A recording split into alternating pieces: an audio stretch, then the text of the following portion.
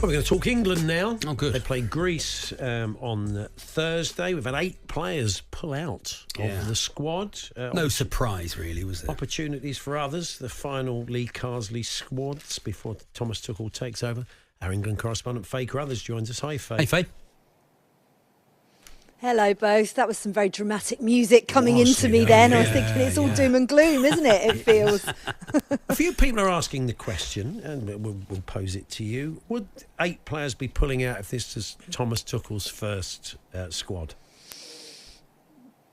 I think it's a valid question to ask. The November camp is always really difficult for pullouts. You know, I've said it before, the December fixtures in the Premier League are really tough. They come thick and fast, and a lot of players are maybe already carrying niggles and injuries coming into this. We knew that some of the players, you know, wouldn't be able to feature. Obviously, Trent Alexander-Arnold and his hamstring injury. We saw both Bukayo Saka and Declan Rice come off at the weekend as well. But some of the others who've withdrawn, we were surprised to see Jack Grealish in the squad in the first place because he has had a groin problem, and Lee Carsley reassured me last week that he would be available to play, and then he reported for duty and then had to pull out. And then others who we saw at the weekend, we were unsure whether or not Cole Palmer would feature for Chelsea in the game against Arsenal. He did, but he has been nursing a bit of a knee problem, so perhaps when the medical staff looked at him here at St George's Park, they thought it wasn't worth the risk.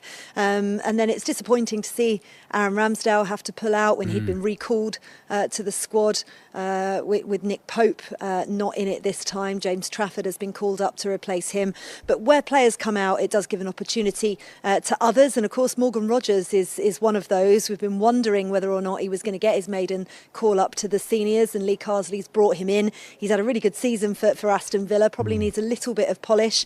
I was at Fulham the other week for the game and saw John McDermott, the FA's technical director, watching Morgan Rogers along with others and writing furiously in his notebook at times when he missed some opportunities. He's one for the future for sure, and we'll see whether or not he gets his opportunity.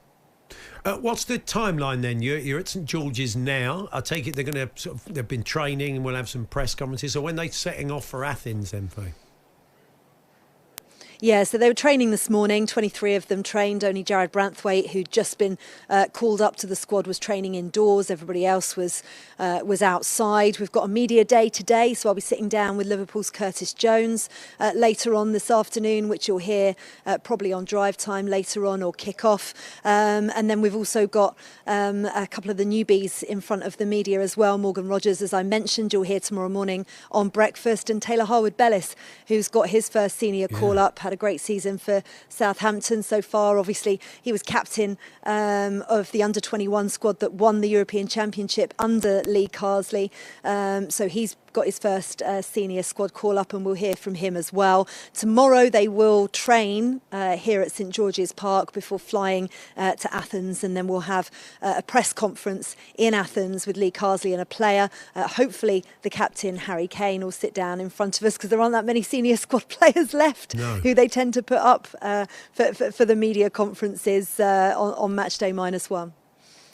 Do you feel like the pullouts have been from the clubs at all? Do you think there's been any pressure from the clubs for some of these players not to play? Potentially. You know, I certainly know that the clubs want to protect their players, but there is a good dialogue with the team here at the FA. The medical staff from clubs and here at St George's Park speak regularly in order to update them on how players are. We don't know, you know, what injuries they're carrying that aren't, you know, reported. And it could just be load. We are in a really busy time of the season, and that could be a reason. But of course, from an England point of view, you know, it's a really big game against Greece if they want to get promoted back to League A in the Nations League and not have to go through the playoffs, you know, go straight into World Cup qualifying games. It's really crucial. And when you've got a lot of big players out missing because of that, you would hope that the clubs are liaising well enough with the medical staff here that wouldn't be the case in terms of them putting pressure on players not to report for their countries. Thomas Tuchel's not going to Athens to watch the game, is he?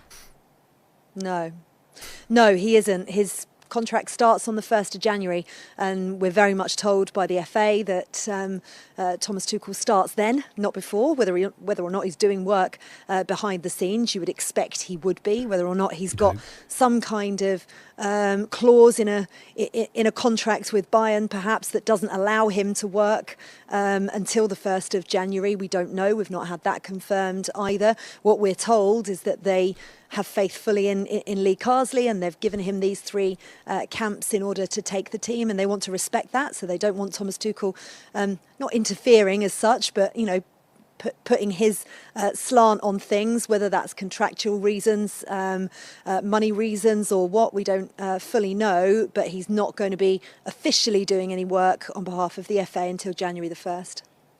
Well, good stuff, Faye. We will catch up Faye. with you soon. We look forward to hearing your chat with Curtis Jones. We'll catch up with you soon.